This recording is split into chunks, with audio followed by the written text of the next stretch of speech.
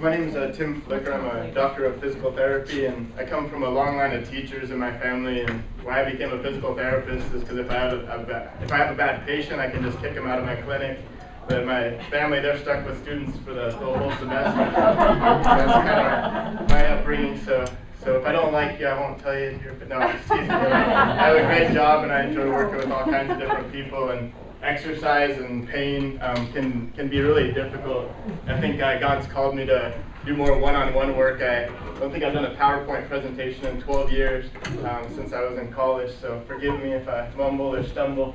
But I want to have fun with this. I have the best job in the world because I get to put people through some pain every single day, and I find it kind of amusing. I know they don't find it too amusing, but sometimes you do have to go through a little bit of pain to have a gain, and other times that's the worst thing in the world that you can do. So talking about exercises for you guys, if you're having pain, don't equate that with getting better. You're not going to get better if you're in pain. A lot of times people get in a downward spiral where they pick an activity where they see their friends doing, or everybody says, oh, you can't do this. Well, that's just what makes you want to do that even all the more. So it's good to listen to your body. And just having the background I do, I mean, your body's the temple that God's given you, so you don't want to destroy that temple, and you want to do everything you can to enjoy life and get out there. And you may not be able to do what's on the commercials, or a lot of times what you see on TV isn't what you should be doing. And a lot of times the prettier something is, the worse it is for you. Like you look at all these designer shoes or shape-ups or different stuff, and I mean, it's all based on money. And if you think about it, like whatever's usually more comfortable exercises you can do in your home and stuff that's easier for you is actually better for you, and that's stuff that you're going to stick with. So going into this, why I became a physical therapist, I played soccer in college and tore my meniscus. And yeah, so and I got hit in the face a few times, and my nose is big to begin with. I think that made it even bigger. So I got to have fun with soccer. So I tore my meniscus. I went through physical therapy, and I was like, oh, I could do that all day. They just pick on people, and they didn't tell me about the paperwork involved. Yeah, that paper. So I have that, and then like pain, it can be a source of amusement too. So a lot of people, I guess, at least you guys are bullfighters, so you don't have to worry about that. But I think it's important that you put pain in perspective. A lot of times pain is just temporary. And it's what God gives us to tell us that we're doing something we shouldn't be doing. Again, like pain can be consuming, but at the same time, if you know it's temporary, it can help you work through stuff and develop an exercise program good for you. And then pain's also in the eye of the beholder. So some people, if they drop their chicken nuggets and French fries, that's a ton of pain and agony right there. I think I've done that in the parking lot a few times, or I do home health. I'm driving around and half my food ends up on my lap or whatnot. So. There's all kinds of sources in pain. And then I like to think of it, you hear no pain, no gain. I like to tell my patients no pain, no pain. Because if you're not in pain, then you're not in pain. And I got to get this coffee mug for them. Like the pain will go away when it stops hurting, and you're all like, duh. But I think a lot of times we overthink everything. We try to do all kinds of weird activities to get rid of the pain. My wife, she hurt her shoulder. She's like, it hurts when I go like this, and I'm like, well, what are you doing going like that? Or like if I'm picking up a vase from the top shelf. Like a lot of times, I mean, God made us a certain way. He didn't make us to run around like this. When we reach up over our head, the good thing to remember is thumbs up, because if your thumb's up, then you're anatomically going to do things right. But if you're trying to twist and turn and reach behind you, like a lot of people get shoulder pain when they're grabbing their seatbelt because they're grabbing it the wrong way. But if you have your thumb up, usually that the head of your shoulder is going to lock in there better and help out. Same with bench pressing. Like you see all the people at the gym, everything's geared around a bar. Well, if you think about that, your thumb's not up, your thumb's kind of pointed down, and it can kind of jam your shoulder. Plus that move's doing the exact opposite of what you said to do in yoga. Like everything's forward. Everybody wants to max out on bench press, whereas if you develop your back more, that's where your strength's going to come from, and your support and your breathing. So if you do like dumbbells instead of barbells, you can use the dumbbells and do the same exact movements with that. So there's a lot to go into it. I could talk all day long. Actually, I don't like talking in front of people, so I'll be pretty quick. But I'm one-on-one with you. I can go through a lot of different stuff. And then here it says, I don't always go to the gym, but when I do, I have no idea what I'm doing. So this is actually a leg curl where you're supposed to be on your stomach, and he has his neck behind there. So, and then I'm probably the opposite of Dr. Willie. I could not stand being in the gym all day long. I like to be out on my bike, out in the mountains, running around. But there is a huge benefit to lifting weights. And the exercises you want to do stuff specific to what your needs are. Like if you have like osteoporosis and you're not lifting weights or doing weight-bearing exercises, you're not doing yourself any good. But if you need to work on if you have like back pain and need to work more on your cardio, swimming is probably one of the better things that you can be doing. But if you have osteoporosis, swimming is probably the worst thing that you can be doing for your body. So you got to take all that into perspective. Yeah. What if you have back pain and osteoporosis? Then you're just out of luck. No, I'm just no, there's all kinds of different exercises, so it's kind of a combination of both. And then you want to start out really slowly. I think a lot of people, they see what other people are doing and that just really consumes them. But if we can get your pain under control and do stuff where your back is supported, a lot of times just laying in bed doing exercises, That's what I do. Yeah, I do a ton of home health, and if you're laying in bed, your back's well supported. And then a lot of stuff has nothing to do with exercise. It's what you're doing the other 23 hours of the day. So if I'm sitting there at the kitchen doing my dishes like this, all you have to do, open the cupboard up, get that foot up there, then your back is in a neutral position, and you're just going to save yourself a ton of pain. So a lot of what I do isn't geared toward the exercise I show you, it's geared towards what you're doing the other 23 hours of the day. So that's a great question, and sorry for my sarcasm too. I can offend a lot of people, but hey, and I can't take it, but I can dish it out. So. If you make me cry later. But it's really important that you have an idea what you're doing, and I think a lot of people I have, especially in the older population, they'll go to the gym and then the trainer gets them set up and we're going to do a 1 rep max. Well, that's like the worst thing you can probably do is send somebody in the gym you've never met before and have them max out on weights, because then you're sore the next day, you have a chance for injury.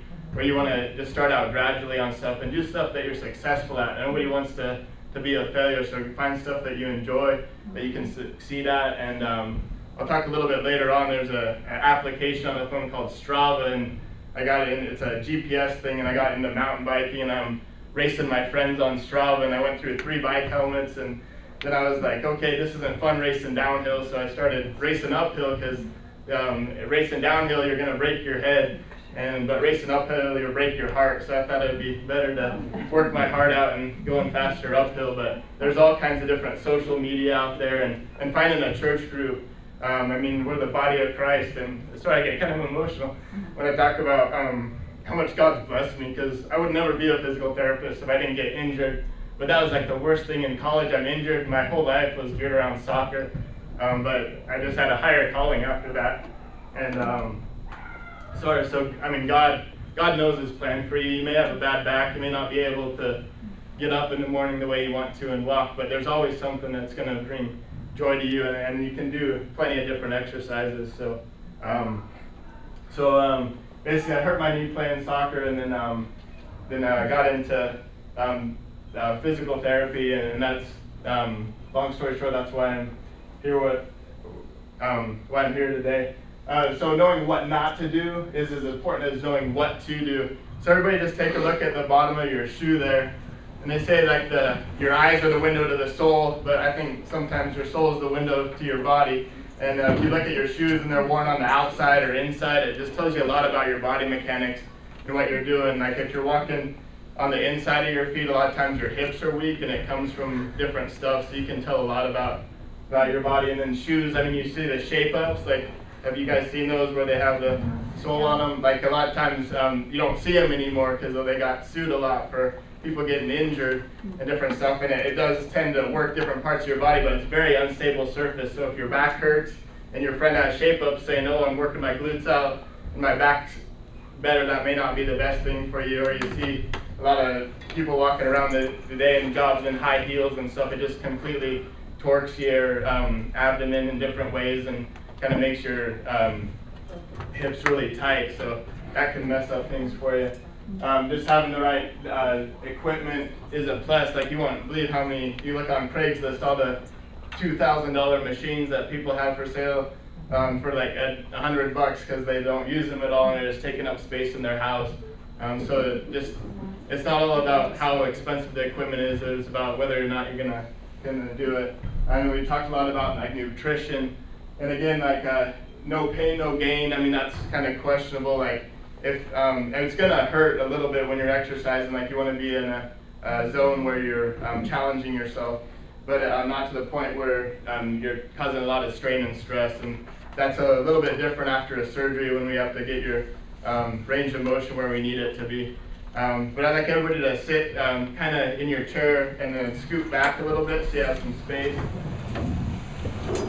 And then I want you to keep your bottom back in your chair and keep your hands out at your side. And then on the count of 3, we're all going to stand up. 1, 2, 3. All right. Man, you guys are too strong. All right. So half the people, I mean, I think you cheat a little bit by leaning forward. But now, like, try scooting to the edge of your chair and kind of using your hands and get your nose over your toes and like pushing up. I mean, that's like 10 times easier and a lot better for your body. So a lot of times, like with patients I have that are having trouble walking or getting around, it's all about your body mechanics and using your upper body. And then also like keeping your legs really strong. There's tons of ways to do squats, but if I'm going like this all day long, I could do the hula hoop and dance all day long. I'm not really doing anything for my body. But if I keep that weight on my heels and like find a surface like a fridge or something, if you have a bad back, you're keeping the weight on your heels anatomically and coming down, and you can really feel that in your quads and thighs. And then as you get stronger, then we build on that and want you not to do supported exercise. But it's really important how you're doing things. And I think a lot of people just look at how somebody else is doing it and move forward. Pain management, like ice versus heat. Like if you're in pain and you fall and have an injury, like you don't want to put heat on it. That can just make things swell up. It may feel good. You may feel, oh, I'm going to take a hot bath. I just fell and hurt my shoulder. That's like the worst thing you can be doing. So you want to use ice. And then medication, that's a whole different topic.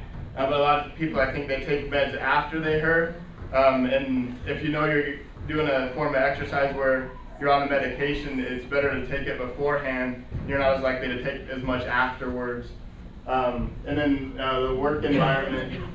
If your desk, or even at home, like if your desk is all messed up where your computer monitor, or if you're reading all hunched over, that's going to cause you a lot of pain too.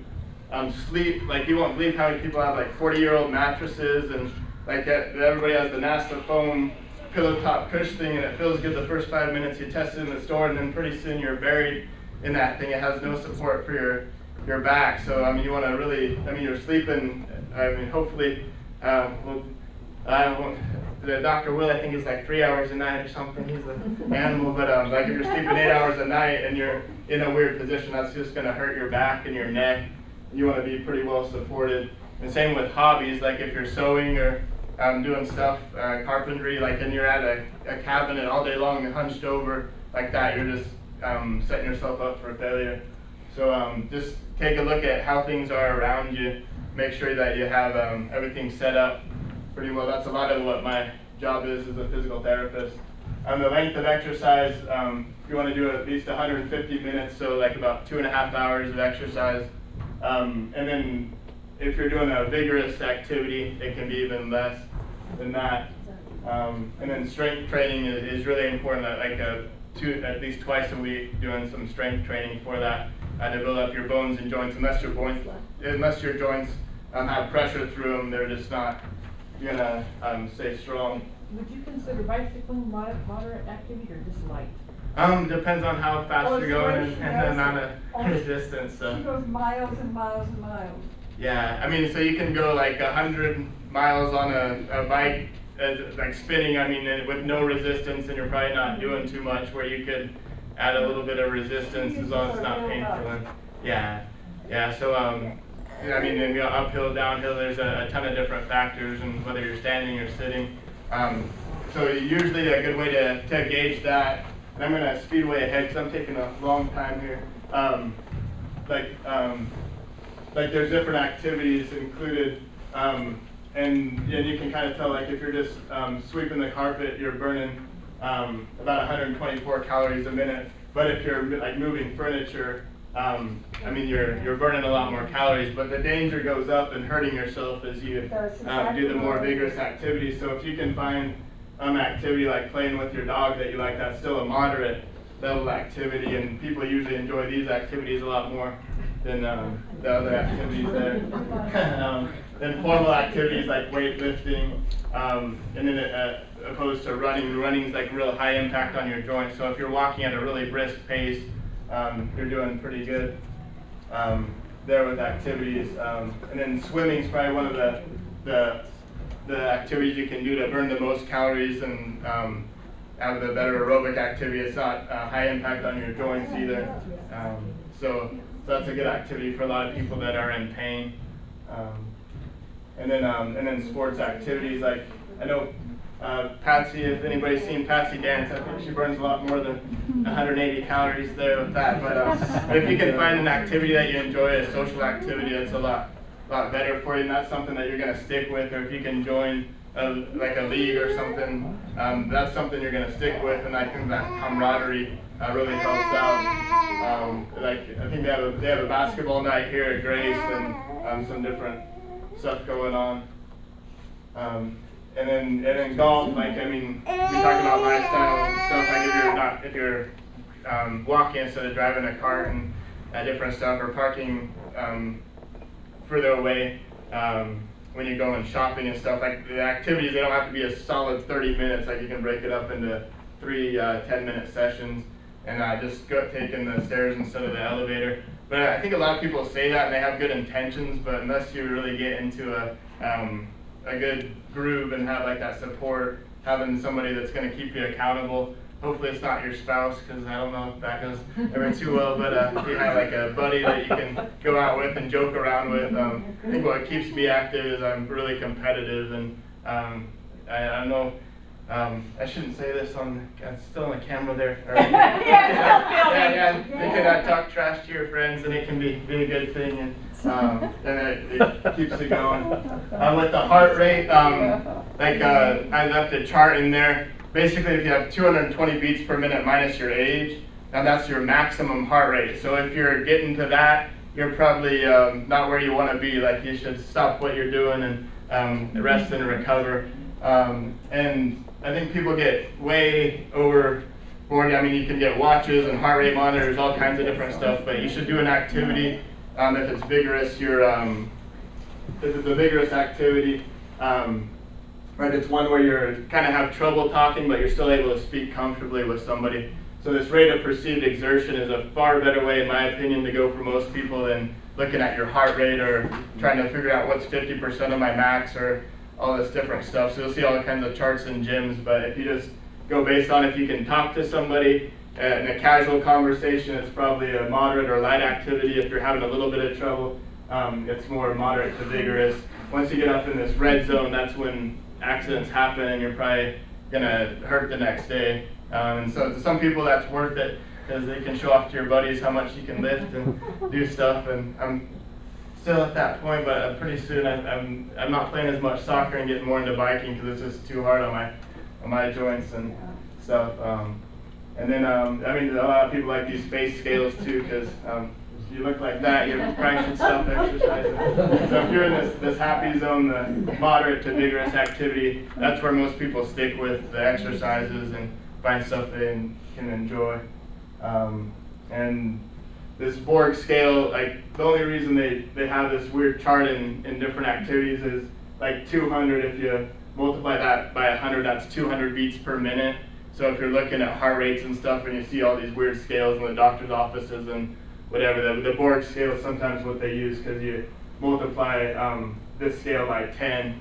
So if you're 20-year-old and you have you're doing your maximum exertion, that'd be 200 beats per minute.